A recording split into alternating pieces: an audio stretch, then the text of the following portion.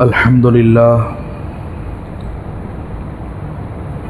لله نحمده ونستعينه ونستغفره ونؤمن به ونتوكل عليه ونعوذ بالله من شرور أنفسنا ومن سيئات أعمالنا من يهده الله فلا مضل له ومن يضلل فلا هادي له ونشهد أن لا إله إلا الله وحده لا شريك له ونشهد أن سيدنا محمدا عبده ورسوله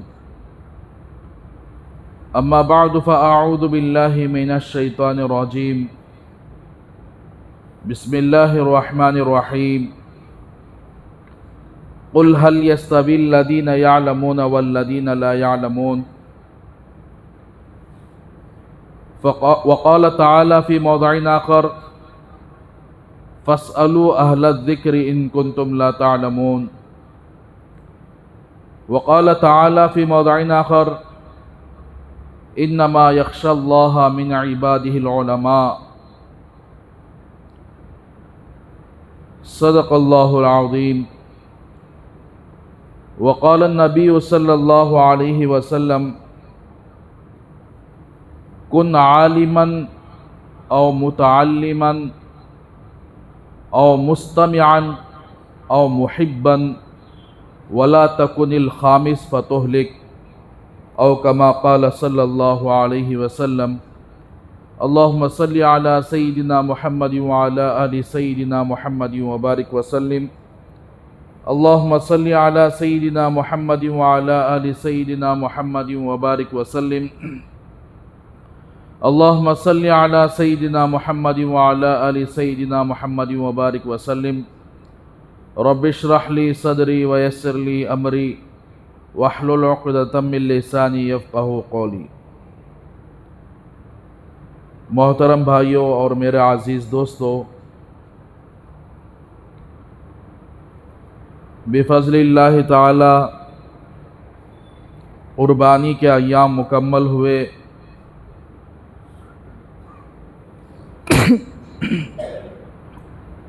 اور ہم لوگوں نے عافیت کے ساتھ قربانی کے عمل کو مکمل کیا۔ ایک دوسری بات آج کے عنوان کے تحت میں آپ کے سامنے کچھ باتیں علماء کے تعلق سے عرض کرنا چاہتا ہوں۔ عمومی طور پر پورے مسلمانوں کا تعلق علماء سے ہونا چاہیے تھا، لیکن بہت سارے لوگ نہ ان کا تعلق علماء سے ہے، نہ ان کے ذہنوں کے اندر علماء کی قدر و قیمت ہے، اور علماء سے دوری ہونے کی بنیاد پر دین سے بھی وہ دور ہو چکے ہیں، اور بعض لوگ تو صرف دین سے دور نہیں، علماء سے، اللہ کے نبی کے وارثوں سے حسد اور بغض کرنے لگے ہیں۔ تو اس کے تعلق سے میں آج آپ کے سامنے کچھ باتیں عرض کرنا چاہتا ہوں کہ ہر زمانے کے اندر جن کی ذمہ داری زیادہ ہوتی ہے وہ علماء کی ہوتی ہے۔ جتنے فتنے زمین پر وجود میں آئے، ان فتنوں کو دبانے کے لیے، ان فتنوں کو ختم کرنے کے لیے علماء کی جماعت ایسی جماعت ہے جو صف اول میں موجود رہتی ہے، اگرچہ کہ اس فتنے کو دبانے کے لیے اپنی جان کی قربانی دینا چاہے، قربانی دینے کے لیے تیار ہو جاتے ہیں، مال کی قربانی دینا چاہے مال کی قربانی دینے کے لیے تیار ہو جاتے ہیں۔ ہر چیز کی قربانی دے کر امت سے فتنوں کو ختم کرنا، امت سے ضلالت اور گمراہی کو ختم کرنا، یہ علماء ہی کی ذمہ داری ہوتی ہے۔ اور کچھ لوگ ایسے بھی ہوتے ہیں کہ اگر امت کا علماء سے تعلق ختم ہو جائے تو دشمنان اسلام کا فتنوں کو پھیلانا اور فتنوں کو عام کرنا ان کے لیے آسان ہو جاتا ہے۔ جب مسلمان اپنے علماء سے، اپنے ائمہ سے ان کا تعلق ختم ہو جائے تو پھر اس کو گمراہ کرنا آسان ہے، اس کو حق راستے سے ہٹانا آسان ہے، اس کو بدعات اور خرافات میں ملوث کرنا آسان ہے، اس کو اپنے منمانی اور خواہشات کے مطابق دین پیش کرنا آسان ہے۔ تو اسی بنیاد پر اللہ تبارک و تعالیٰ نے قرآن مجید میں ایک جگہ ارشاد فرمایا اِنَّا نَحْنُ نَزَّلْنَا الذِّكْرَ وَإِنَّا لَهُ لَحَافِظُونَ، ہم نے اس قرآن کو نازل کیا اور اس قرآن کے محافظ بھی ہم ہی ہیں، اس کی حفاظت کرنے والے بھی ہم ہی ہیں۔ پچھلے انبیاء پر جو اللہ تبارک و تعالیٰ نے شریعتیں دی تھی، کتابیں دی تھی، ان کی امت نے ان کتابوں میں تحریف کر ڈالے، بدل ڈالے، اللہ کے حلال کردہ احکامات کو حرام کر دیے، حرام کردہ احکامات کو حلال کر دیے، اپنی منمانی زندگی کے مطابق ان کتابوں میں بدل ڈالے، تحریف کر ڈالے۔ لیکن اس امت کے اندر اللہ تبارک و تعالیٰ نے اس امت پر بھی قرآن کو نازل فرمایا، اس امت کے لیے بلکہ قیامت تک آنے والی سارے لوگوں کے لیے اللہ نے اللہ کے رسول صلی اللہ علیہ وسلم کو نبی بنا کر بھیجا اور آپ صلی اللہ علیہ وسلم پر شریعت نازل فرمائی۔ تو پھر اللہ تبارک و تعالیٰ نے فرمایا کہ پچھلی قوموں کی طرح، پچھلے علماء کی طرح اس امت کے اندر میری امت میں سے ایک جماعت ایسی رہے گی جو حفاظت کرے گی، اللہ کے ہر حکم کی حفاظت کرے گی، نبی کریم صلی اللہ علیہ وسلم کی ہر سنت کی حفاظت کرے گی، ہر بات کی حفاظت کرے گی۔ وہ حفاظت کرنے والی کوئی اور جماعت نہیں ہے، وہ علماء کی جماعت ہے۔ تو میرے بھائیو، جس طرح دن کے مقابل میں رات ہوتی ہے، اچھائی کے مقابل میں برائی ہوتی ہے، سفید کے مقابل میں کالا ہوتا ہے، کھار کے مقابل میں میٹھا ہوتا ہے، دنیا کے اندر جتنی چیزیں اللہ نے بنائی ہیں اس کے مقابل کوئی چیز ہوتی ہے، اسی طریقے سے جہالت کے مقابل میں علم ہوتا ہے، علم کے مقابل میں جہالت ہوتی ہے۔ تو یہ علم اس جہالت کا مقابل کرنے کے لیے ہمیشہ تیار ہوتا ہے، اور اسی طریقے سے امت کے اندر برائی پھیلتی ہے، اس برائی کے خاتمے کے لیے، اچھائی پھیلانے کے لیے ایک جماعت خاص ہوتی ہے۔ تو اس طریقے سے اللہ تبارک و تعالیٰ نے دنیا کے اندر یہ ساری چیزیں بنائی ہیں، اور قیامت تک اللہ تبارک و تعالیٰ اپنی شریعت کو اور اپنے قرآن کو، اپنے نبی کے سنتوں کو، اپنے نبی کے طریقے کو محفوظ کرتے ہیں انہی علماء کے ذریعے سے۔ اور اسی طریقے سے لوگوں میں اچھے لوگ بھی ہوتے ہیں، برے لوگ بھی ہوتے ہیں، علماء کے اندر علماء حق بھی ہوتے ہیں، علماء سو بھی ہوتے ہیں۔ اب لوگ کنفیوز ہو جاتے ہیں کہ علماء حق کون ہیں اور علماء سو، برے علماء۔ ہمیشہ ایک بات ذہن میں رکھ لیجئے، جس عالم کو دیکھ کر آپ کے دل کے اندر یہ تمنا پیدا ہو جائے کہ میں اللہ کے رسول صلی اللہ علیہ وسلم کے سنتوں پر عمل کرنا ہے، جس عالم کو دیکھ کر آپ کو شریعت کے مطابق زندگی گزارنے کا من کہے، اور وہ عالم نہ کسی پیسے کی بنیاد پر اپنے ضمیر کو بیچ سکتا ہے، نہ کسی ہوس کی بنیاد پر اپنے ضمیر کو بیچ سکتا ہے، بلکہ چاہے اس کے سامنے لاکھوں روپیے کی لالچ ہو جائے، چاہے لوگ اس کے سامنے بہت سارا ڈھیر مال خرچ کرے تاکہ وہ اپنے عقیدے کو چھوڑ کر گمراہی والا عقیدہ اپنائے، تو وہ عالم حق عالم وہ ہوتا ہے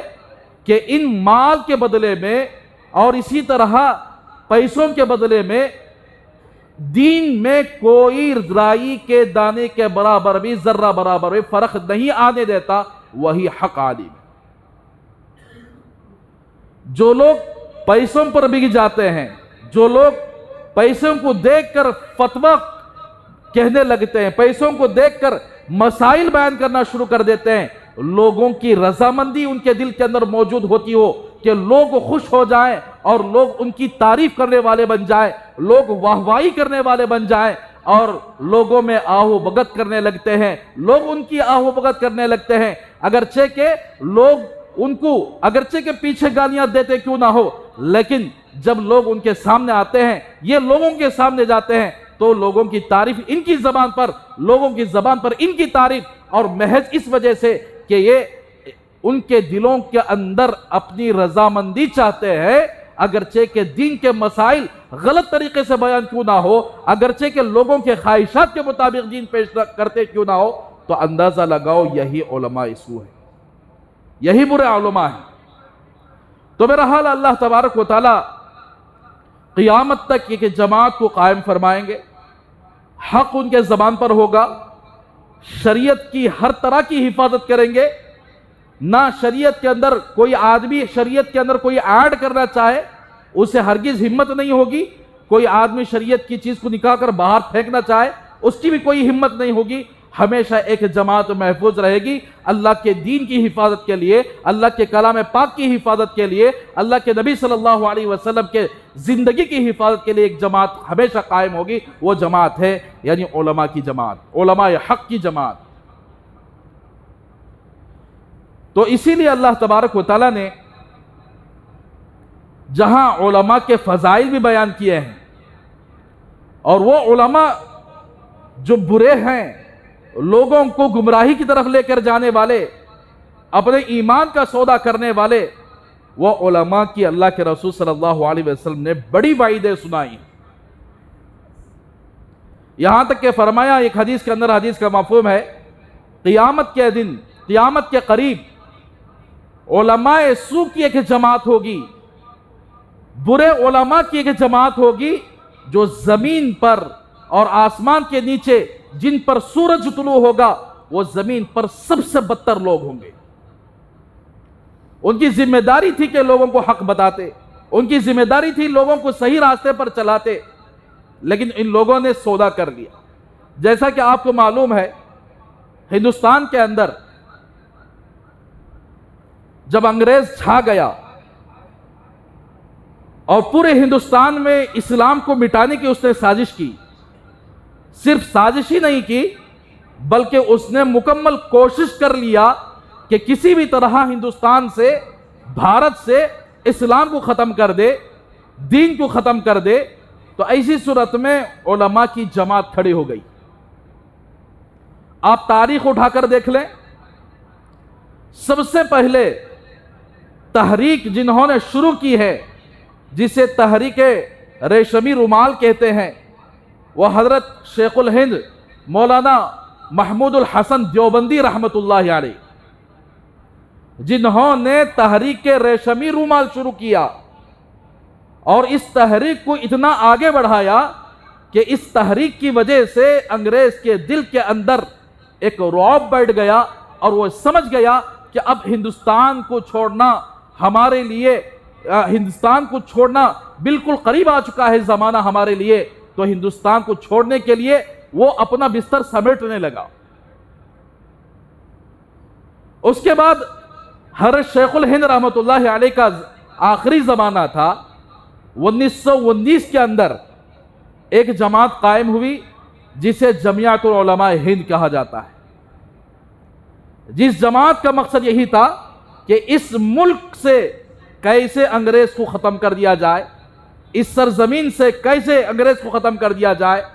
اگرچہ کہ اس نے بہت سارے اختلافات مسلمانوں کے اندر پیدا کر دیے، بہت سارے اختلافات ہندوستان میں رہنے والے لوگوں کے درمیان پیدا کر دیے، اس کے باوجود بھی یہ جماعت حق پر تھی، اپنے دین کی بھی حفاظت کر رہی تھی، اپنے ملک کی بھی حفاظت کر رہی تھی۔ تو اسی لیے میرے بھائیو، اللہ کے رسول صلی اللہ علیہ وسلم نے ایک حدیث کے اندر ارشاد فرمایا، علماء کو کمتر نہ سمجھو، علماء کو حقیر نہ سمجھو۔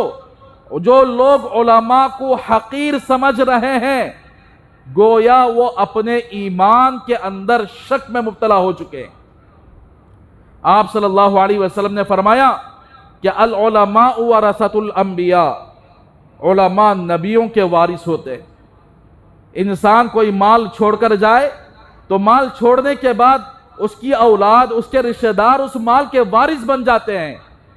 تو اسی طریقے سے اللہ کے رسول صلی اللہ علیہ وسلم کے وارث کون لوگ ہیں؟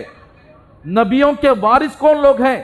وہ لوگ جو اللہ کے نبی کے علم کی حفاظت کرنے والے، وہ لوگ جو اللہ کے نبی کے علم کو پوری دنیا تک پہنچانے والے، وہ لوگ اللہ کے نبی صلی اللہ علیہ وسلم کی وراثت کو لوگوں کے سامنے بولنے والے، اس کے اندر خیانت نہیں کرنے والے، اس کے اندر چھپا کر لوگوں کو راضی کرنے کے لیے دین کو چھپانے والے نہ ہو، بلکہ دین کو واضح طور پر جو حق ہے وہ حق کو بیان کرنے والے، وہی علماء انبیاء کے وارث ہوتے ہیں۔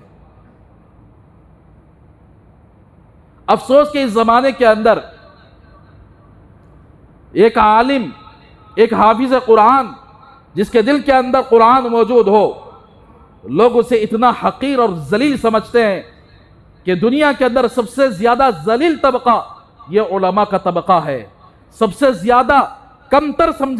سمجھے جانے والا طبقہ یہ حافظوں کا طبقہ ہے، جن کے جسموں کے اندر جھبا شری ہوتی ہے، جن کے سروں کے اوپر ٹوپیاں ہوتی ہیں، جن کے چہروں کے اندر داڑیاں ہوتی ہیں، لوگ ان کو دیکھ کر ایک حقیر نگاہ سے دیکھتے ہیں۔ یہاں تک کہ بعض علماء فرماتے ہیں اگر کوئی آدمی کسی عالم کو اس کی علم کی بنیاد پر یا اس کے داڑھی کی بنیاد پر یا اس کے سنت لباس کی بنیاد پر یا اس کے ٹوپی کی بنیاد پر یا اس کے شریعت پر عمل کرنے کی بنیاد پر اس کو حقیر سمجھتا ہے، ذلیل سمجھتا ہے، تو وہ آدمی کافر بن جاتا ہے۔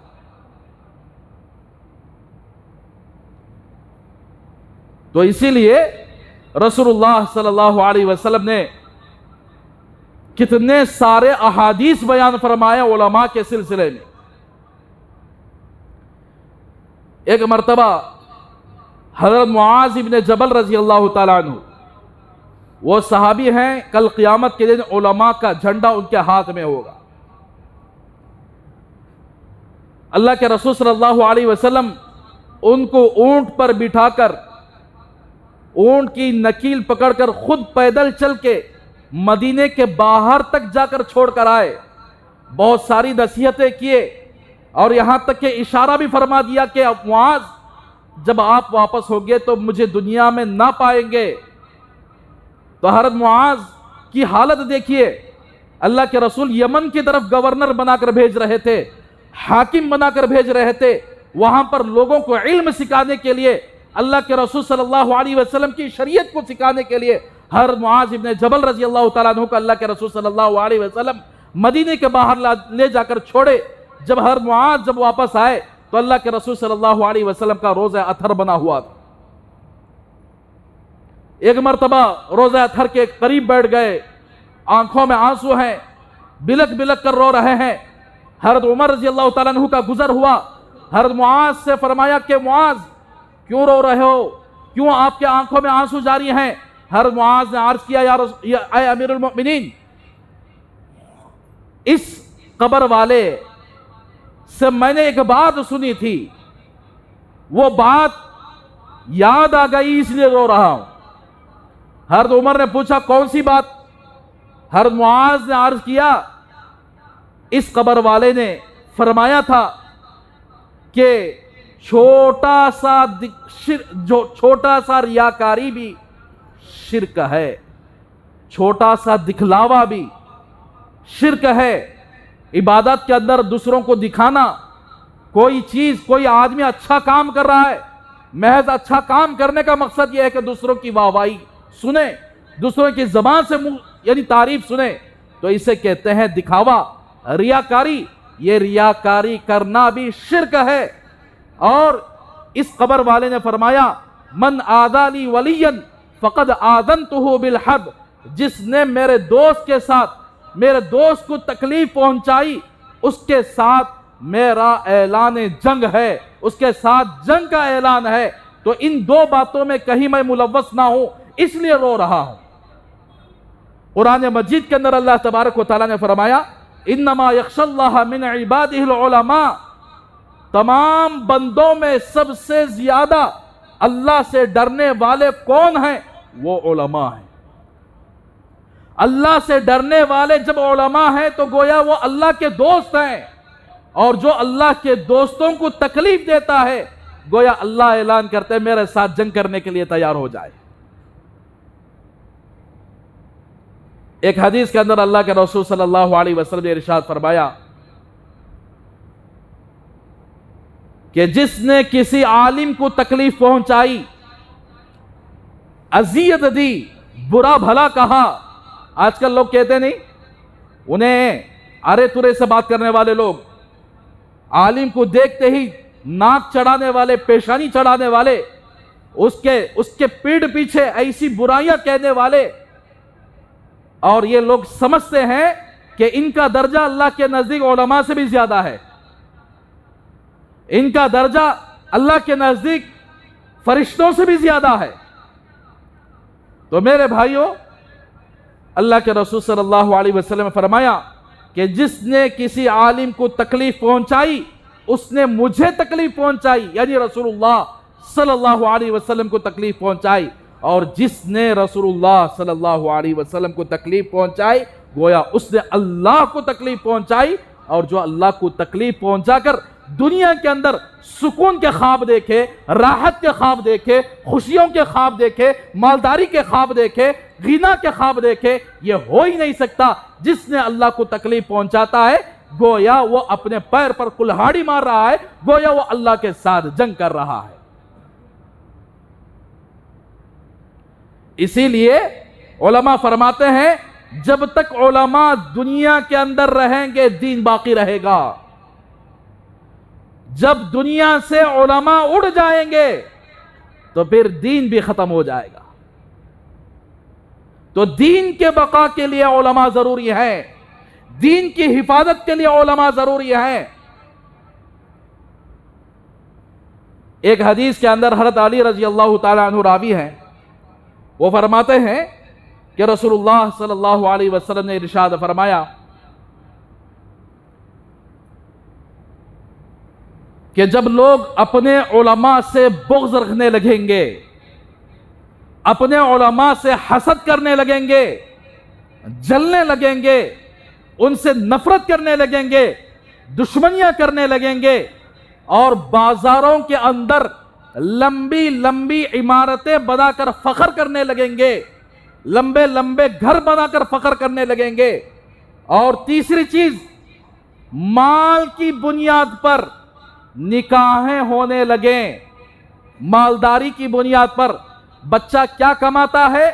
50,000 لاکھ روپے کماتا ہے, تو اپنی بچی کو اس کے لیے دینے کے لیے لوگ تیار ہو جاتے ہیں اس کی مالداری کو دیکھ کر, اور بچہ بچی سے نکاح کرنے کے لیے اس وقت تیار ہوتا ہے کہ بچی والے اچھے پراپرٹی والے ہونا چاہیے, اچھے گھر والے ہونا چاہیے, اچھے مالدار ہونا چاہیے. اس بنیاد پر نکاحیں ہونے لگے تو اس وقت اس قوم پر 4 قسم کے عذابات اللہ مسلط فرما دیتے ہیں. نمبر 1, قحط سالی عام ہو جائے گی. دیکھتے ہیں آج کل کتنی قحط سالی ہے, قحط کتنا زیادہ ہے, اور اللہ تبارک و تعالی اس کے اوپر ظالموں کو مسلط کر دیں گے. کیا اس وقت ہمارے اوپر ظالم مسلط نہیں ہے؟ قحط اتنا بڑھ گیا ہے, آپ اخبار اٹھا کر پڑھیے, گجرات کے اندر کروڑوں کا اناج سٹاک کر کے رکھے تھے فیکٹری والے, ایک بارش آیا, طوفان آیا, سارا اناج بہا کر لے کر گیا. اور مہاراشٹر کے اندر کتنی بارش ہوئی ہے, کتنا طوفان آیا ہے, وہاں پر کتنا نقصان ہوا ہے. آسام کے اندر بارشیں ہوئی ہیں, وہاں کتنا طوفان آیا, کئی لوگوں کے مویشیاں ختم ہو گئے, جانور ختم ہو گئے, گھر اجڑ گئے, اور لوگ پانی کے بوتل کے لیے کئی دن تک ترسے, ایک دودھ کے بوتل کے لیے, ایک دودھ کی پیکٹ کے لیے کئی دن تک لوگ ترسے. وجے واڑہ میں بارشیں ہو رہے ہیں, تلنگانہ میں بارشیں ہو رہے ہیں, لوگ بارشوں سے پریشان ہیں, قیمتیں زیادہ سے زیادہ ہوتی ہوئی جا رہی ہیں, ہر چیز کی قیمت آگے بڑھتی ہوئی جا رہی ہے. اندازہ لگاؤ ایک غریب کا جینا چلنا, ایک متوسط درمیان آدمی کا جینا چلنا آج کتنا مشکل ہو چکا ہے. لوگ پریشان ہیں, مال کے اعتبار سے پریشان, دکان کے اعتبار سے پریشان, بیپاروں کے اعتبار سے پریشان, پریشانیوں پر پریشان لگ رہے ہیں. لیکن امت کو یہ عقل نہیں آ رہی ہے کہ ہم کیا کر رہے ہیں دنیا کے اندر رہتے ہوئے, کون سا کام کر رہے ہیں, پھر بھی اتنا عذاب اپنے آنکھوں سے دیکھنے کے باوجود اپنے علماء سے اتنی بغض رکھے ہوئے ہیں، اپنے علماء کی بات کو ماننے کے بجائے اگر وہ بیان میں کچھ کہہ دیں پیچھے جا کر تذکرے کرنے لگتے ہیں کہ انہوں ایسا کہیں کو بول ڈالے، ایسا کہیں کو بول ڈالے، ایسا نہیں بولنا چاہیے تھا. تو سمجھو کہ یہ سمجھانا چاہتے ہیں کہ یہ قرآن اور حدیث کی جو باتیں کر رہے ہیں یہ ٹھیک نہیں لگ رہی ہیں، یہ حق بات جو بول رہے ہیں یہ ٹھیک نہیں لگ رہا ہے. ہم اپنی من مانی زندگی گزاریں گے، ہم اپنے خواہشات کے مطابق زندگی گزاریں گے، جیسے بنی اسرائیل کی قوم نے اپنے خواہشات کے مطابق زندگی گزارا، اللہ کی کتابوں کو ختم کر دیا، اللہ کے نبی کی شریعت کو ختم کر دیا. اللہ تبارک و تعالیٰ نے اس قوم کو ذلیل کر دیا، اس قوم کو بھی تباہ و برباد کر دیا. اس طرح یہ قوم بھی چاہتی ہے کہ اپنے علماء کی بات کو سننے کے بجائے اپنی من مانی زندگی دنیا کے اندر گزار کر جائیں.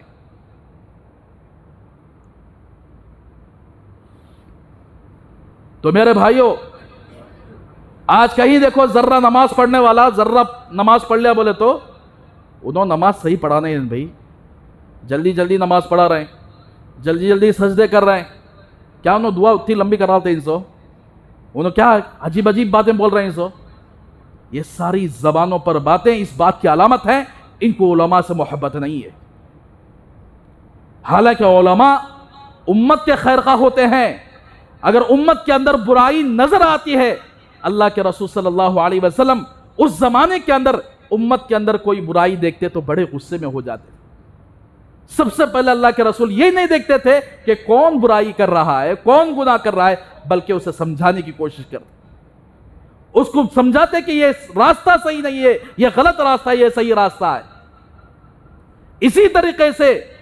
علماء نبیوں کے وارث ہونے کی بنیاد پر علماء اگرچہ کہ سچ بات بولتے ہیں، لوگوں کے اندر حالات جو چل رہے ہیں، لوگ جن برائیوں میں مبتلا ہوتے ہیں ان برائیوں کو اٹھا کر پیش کرنے کا مقصد کسی کو ٹارگٹ کرنا نہیں ہوتا. بہت سارے لوگ یہ بھی اعتراض کرتے ہیں کہ بات کو تو سود بولتے ہیں نا حضرت، سود کے بارے میں کیا میں سود لینے والا ہوں یا میرا گھرانہ سود لینے والا ہے؟ کیا واسطے بول رہا ہے؟ یہ ان کی عقل میں چڑھتا بھی نہیں. سود کی لعنت خنزیر کے گوشت کھانے سے بھی زیادہ ہے. سود کا پیسہ کھانا، سود کا مال کھانا برے جانور کے گوشت کھانے سے بھی بدتر گناہ ہے. بات کو تو سود بول، امت کے اندر سود کو لوگوں نے حلال کر لیا ہے مجبوری کا نام لگا کر. تو میرے بھائیو اس لیے کہتے ہیں کہ علماء امت کے دشمن نہیں ہوتے، امت کے خیر خواہ ہوتے ہیں، امت کے دوست ہوتے ہیں. اس لیے کہ اگر کوئی آدمی اندھیرے میں چل رہا ہے، بڑا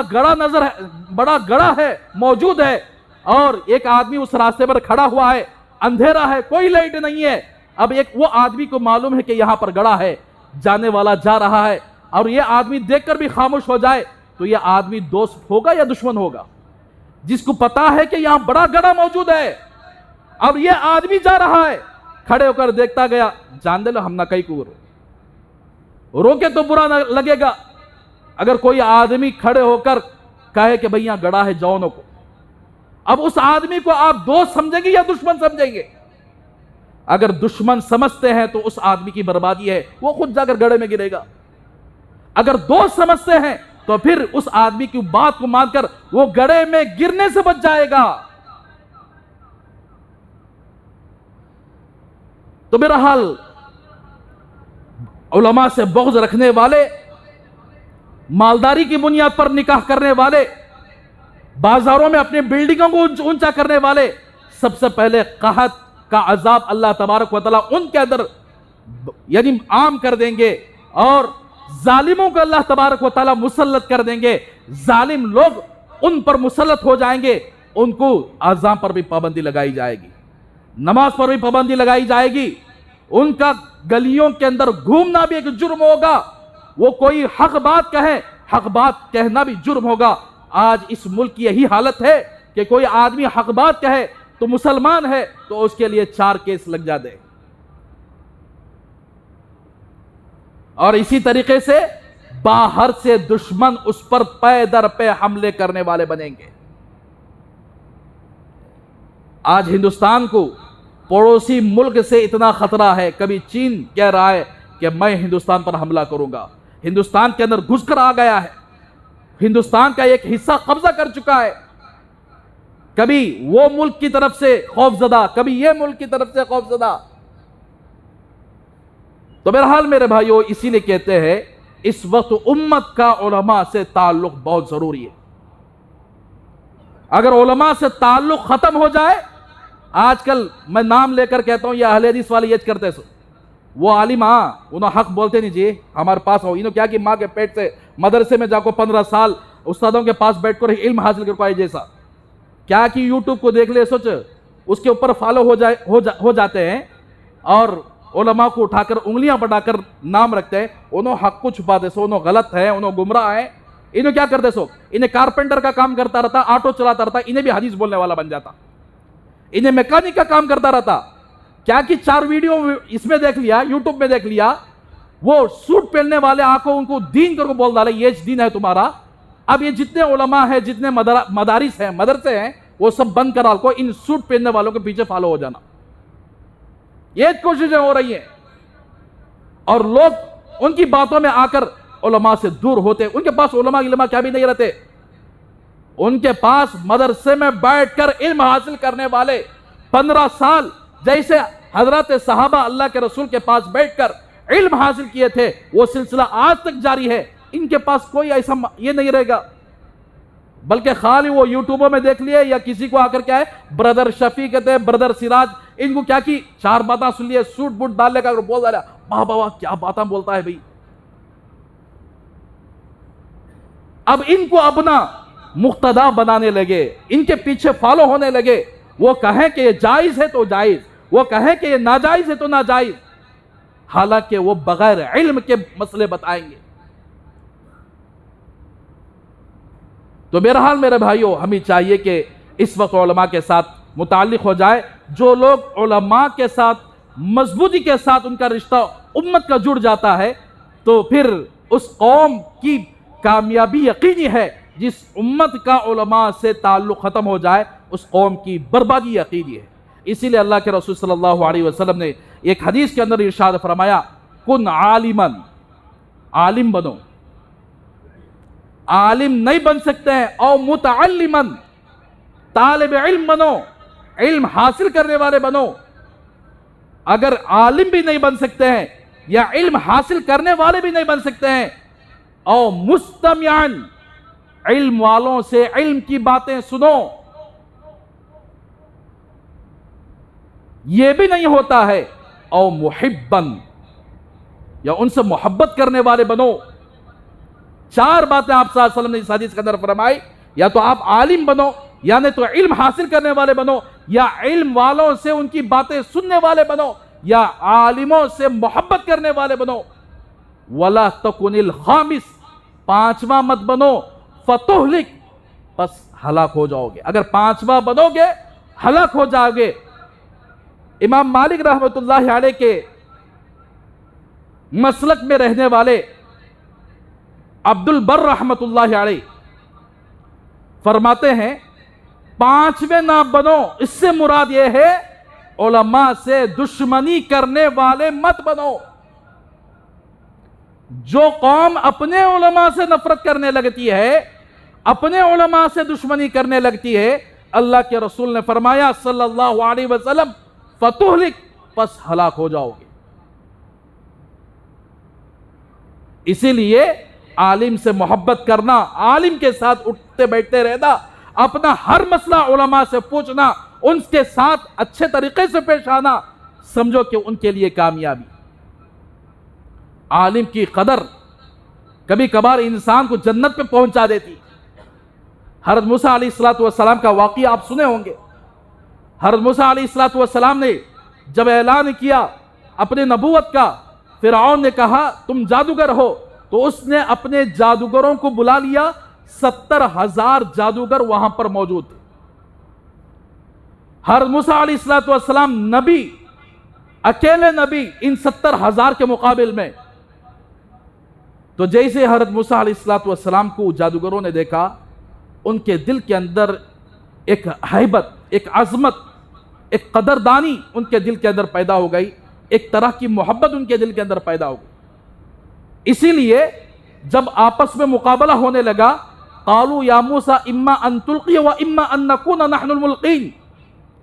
انہوں نے کہا کہ آپ شروع کرتے ہیں کہ کارروائی یا ہم شروع کریں؟ اگر وہ لوگ حضرت موسیٰ علیہ السلام کی قدر ان کے دل کے اندر نہ ہوتی، تکبرانہ انداز میں کہتے دیکھو ہم شروع کر رہے ہیں. حضرت موسیٰ علیہ السلام کی قدر ان کے دل کے اندر تھی، تو اس وجہ سے انہوں نے یہ پوچھ لیا کہ موسیٰ آپ شروع کریں گے یا ہم شروع کریں گے؟ تو اللہ تبارک و تعالیٰ نے اس قدردانی کی بھی حفاظت فرمائی. تھوڑی دیر کے بعد حضرت موسیٰ علیہ السلام کا معجزہ دیکھ لیے، سجدے میں گر گئے. رب موسیٰ و ہارون، کہنے لگے ہم ایمان لے آئے موسیٰ اور ہارون کے رب پر. تو موسیٰ علیہ السلام کو قدردانی کے نگاہ سے دیکھنا، ان کے اپنے دلوں کے اندر محبت کی نگاہ سے دیکھنا، عظمت کی نگاہ سے دیکھنا، اللہ کو یہ ادا ان کو اتنی پسند آئی کہ یہاں فرعون اپنے تکبر کی بنیاد پر للکار رہا ہے، ادھر جادوگر سجدے میں گر چکے ہیں اللہ کے سامنے کہ ہم نے ایمان لے آئے موسیٰ اور ہارون کے رب پر. تو اسی طریقے سے علماء کو قدردانی کے نگاہ سے دیکھنا، ان سے محبت کرنا، یہ فائدے سے خالی نہیں. مالک بن دینار رحمت اللہ علیہ ایک بہت بڑے اللہ والے گزرے ہیں. ایک مرتبہ دہریہ ایک مسلک ہے، دہریہ بولے تو کسی خدا کو نہیں مانتے وہ لوگ. آسمان خود بخود بن گیا، زمین خود بخود بن گئی، یہ جھاڑ انسان خود بخود بن گئے، خدا نہیں ہے. یہ دہریہ کا مذہب ہے. تو حضرت امام مالک رحمت اللہ علیہ اس کے سامنے ہزاروں دلائل پیش کر دیے، وہ ماننے کے لیے تیار نہیں. وہ کہہ رہا میں اس کو نہیں مانتا، اس کو نہیں مانتا. تو حضرت امام مالک رحمت اللہ علیہ نے فرمایا ٹھیک ہے، تجھے میرا مذہب حق ہے یا تیرا مذہب حق ہے، اس کو پتہ کرنے کے لیے ایسا کریں گے کہ آگ جلوائیں گے. تو بھی ہاتھ اس کے اندر رکھ دے، میں بھی ہاتھ رکھ دیتا ہوں. جس کا ہاتھ جل گیا سمجھو کہ وہ اس کا دین باطل ہے، جس کا ہاتھ نہیں جلا اس کا دین سچا ہے. آگ سلگائی اور حضرت مالک بن دینار رحمت اللہ علیہ اس کا ہاتھ پکڑ کر آگ میں کر دیا. دونوں کا آگ سلامت رہا، نہ اس کا آگ جلا نہ مالک بن دینار رحمت اللہ علیہ کا آگ جلا، ہاتھ جلا. تعجب میں پڑ گئے مالک بن دینار رحمت اللہ علیہ. پھر اللہ سے دعا کی کہ یا اللہ کی کیا ہو گیا، میرا ہاتھ بھی جلنے سے محفوظ رہا، اس کا ہاتھ بھی جلنے سے محفوظ رہا. تو اللہ نے ان کے دل کے اندر یہ الہام ڈالی کہ مالک تو میرا دوست ہے، تو جس کے ہاتھ کو پکڑ لے اس ہاتھ کو بھی جلانا میں گوارا نہیں کیا. اگرچہ کہ انہیں باطل پر تھا، اس کا مذہب باطل پر تھا، صرف مالک بن دینار رحمت اللہ علیہ اس کا ہاتھ پکڑ کر اپنا ہاتھ رکھ دیا. ہاتھ پکڑنے کی وجہ سے آگ سے بچ گیا، آگ جلانے سے اللہ نے اس کو محفوظ کر دیا. تو کیا علماء کے پیچھے چلنے والے، علماء سے مشورہ کر کے اپنی زندگی چلانے والے، اپنی زندگی چلنے والے اور علماء سے محبت کرنے والے، وہ لوگ کل قیامت کی جہنم میں جائیں گے. تو اسی لیے میرے بھائیو آج نفرتوں کی آگ پھیلی ہوئی ہے. آج یعنی چار آدمی جب ملتے ہیں تو جس کی غیبت کی جاتی ہے، دنیا کے اندر جو کچھ بھی ہو جائے سارا ٹھیکہ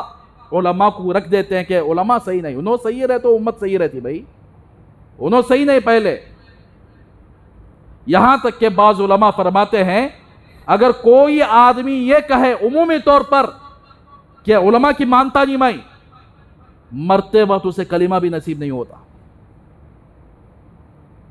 تو بہرحال میرے بھائیوں اسی لیے ہمیں چاہیے اپنا رشتہ علماء سے مضبوط قائم کرنا چاہیے. علماء سے جڑ کر رہیں گے، ہر مسائل میں اور ہر چیز میں علماء سے تعلق رکھیں گے، ہمارا دین بھی محفوظ رہے گا، ایمان بھی محفوظ رہے گا، دنیا بھی محفوظ رہے گی. اگر ہم نے علماء کے ساتھ رشتہ کاٹ دیا، نہ ہمارا دین محفوظ رہے گا، نہ ہمارا ایمان محفوظ رہے گا، نہ ہماری دنیا محفوظ رہے گی. اسی لیے آپ حضرات کو معلوم ہے کہ जमीयतुल उलमा हिंद एक ऐसी जमात है जो तारीख़ के अंदर ऐसी जमात मिलती नहीं है, जो आज तक दुश्मनों से मुकाबला, आज तक कितने मजलूमों का साथ दे रहे हैं, जालिमों के आंख में आंख डालकर बात करना, यहाँ तक कि कई मासूम लोगों को जेल में डालकर बंद कर दिया गया महज मुसलमान होने की बुनियाद पर। ऐसे लोगों को बाहर निकलवाना, ये जमीयतुल उलमा का काम तो पहले ही से चला आ रहा है। अंग्रेज़ों का मुकाबला करे जमीयतुल उलमा हिंद, कई लाख उलमा अपनी कुर्बानी पेश करे, कई लाख मुसलमान अपनी कुर्बानी पेश करे, कई हज़ार उलमा की लाशें झाड़ों पर लटकती हुई नजर आ रही थी। यही जमीयतुल उलमा हिंद है जो हिंदुस्तान आज़ाद होने से पहले अंग्रेज़ों का मुकाबला किए, हिंदुस्तान आज़ाद होने के बाद ये उम्मत का साथ दिए, उम्मत की हिफाजत का काम दिए। इन्हीं जमीयतुल उलमा हिंद की ज़रिए से अल्लाह ने मदारिस को, मसाजिद को, खानखाहों को और इसी तरीके से दावत व तबलीग वगैरह ये सब इन्हीं की बरकत से है। लिहाजा आज आप हज़रात को मालूम है कि जमीयतुल उलमा हिंद के सदर हज़रत मौलाना अरशद मदनी साहिब दामद बरकातुहुम इस वक्त मुल्क नहीं है बल्कि सारे आलम के एक ऐसे हस्ती हैं, सिर्फ उनको देखने के लिए लोग तड़पते हैं, मुसाफा नहीं, सिर्फ देखने के लिए बड़े बड़े मुल्क वाले उनको बुलाते हैं, बड़े बड़े मुल्क वाले महज दीदार के लिए। तो अंदाज़ा लगाओ कि अल्लाह की निगाह में उनका मर्तबा कैसे होगा। तो इसलिए मदनपल्ली शहर पर, इस सरजमीन पर हजरत आ रहे हैं और ईदगाह कंपाउंड के अंदर हजरत का एक जलसा रखा गया है और इस वक्त उम्मत के ऊपर लाखों करोड़ों रुपये खर्च करने वाली जमात यही जमात, जितने बहुत सारे लोग मुकदमा पेश किए हैं, बहुत सारे ऐसे मसाइल हैं जो जमीयतुल उलमा हिंद कोर्ट में जाकर चैलेंज की हुई है। तो इसीलिए मेरे भाइयों, हज़रत जमीयतुल उलमा हिंद के सदर हैं और दारुल उलूम देवबंद में हज़रत यानी मुदर्रिस भी हैं और हज़रत हदीस का दर्स भी देते हैं, लिहाजा बड़ी शख्सियत है। इनके वालिद हज़रत हुसैन अहमद मदनी रहमतुल्लाह अलैह, जो हज़रत शेखुल हिंद रहमतुल्लाह अलैह के ख़ास शागिर्द थे। हज़रत हुसैन अहमद मदनी रहमतुल्लाह अलैह अंग्रेज़ों को भगाने में सबसे सफ़े अव्वल में थे, इन्हीं के वालिद साहब। समझो कि इनकी हज़रत हुसैन अहमद मदनी रहमतुल्लाह अलैह की औलाद में सिर्फ एक शख्स बाकी रह गए, वह हज़रत अरशद मदनी साहब दामद बरकातुहू। लिहाजा हज़रत इतनी उम्र हो जाने के बावजूद भी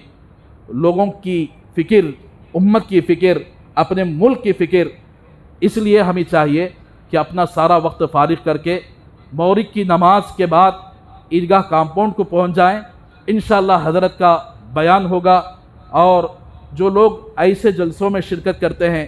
महज ऐसे लोगों को देखने के लिए, उनका देखना भी इबादत है, ऐसे लोगों को देखना भी इबादत है। अल्लाह तबारक व तआला ऐसे लोगों को महज मोहब्बत की निगाह से भी देखे, हो सकता है कि अल्लाह तबारक व तआला उनके साथ जन्नत में भेज दे। तो इसलिए हमें चाहिए कि ऐसे प्रोग्राम बहुत कम होते हैं, अपना कीमती वक्त निकाल कर अपने दुकानों को, अपने सारे कारोबारों को बंद करके, चाहे वो कितना भी बड़ा काम क्यों ना हो, अपना सारा वक्त फारिग करके उस जलसे में शिरकत करेंगे तो इंशाअल्लाह इसका बहुत ही बड़ा फ़ायदा होगा। तो उन्हीं उलमा की जमात है जमीयतुल उलमा हिंद, जितने भी हक़ उलमा हैं उन्हीं से राब्ता है, उन्हीं से ताल्लुक़ है। इसीलिए मैंने शुरू से यही कहा है, हक़ उलमा की पहचान यही है कि वो अपने ज़मीर का सौदा नहीं करेंगे, अपने ईमान का सौदा नहीं करेंगे, लोगों को हक़ बोलेंगे, ये सच है, ये झूठ है, ये सुन्नत है, ये बिदात है, लोगों को बताने वाले, लोगों के साथ यानी हमदर्दी करने वाले, लोगों को हक़ रास्ते पर चलाने वाले, यही उलमाए हक़ होते हैं। लिहाजा उलमा से मोहब्बत करना, उलमा का साथ देना उम्मत पर फ़र्ज़ है। उलमा का उम्मत के साथ ताल्लुक़ हो जाए, इंशाअल्लाह ज़िंदगी हमारी कामयाब हो जाएगी। ये चंद बातें रहीं, अल्लाह से दुआ करें कि अल्लाह तबारक व तआला हम सब को उलमा से ताल्लुक़ नसीब फरमाए, उलमा से सच्ची मोहब्बत करने के अल्लाह हम सबको तौफ़ीक़ अता फरमाए। हम उलमा के साथ जुड़कर ज़िंदगी भर दीन का काम करने वाले बन जाएं, अपनी दुनिया की भी हिफाजत हो जाएगी और अपनी आखिरत की भी हिफाजत हो जाएगी। जो लोग उलमा के साथ मजबूती के साथ कायम रहेंगे। आमीन व आखिरु दावाना अनिल हम्दुलिल्लाहि रब्बिल आलमीन।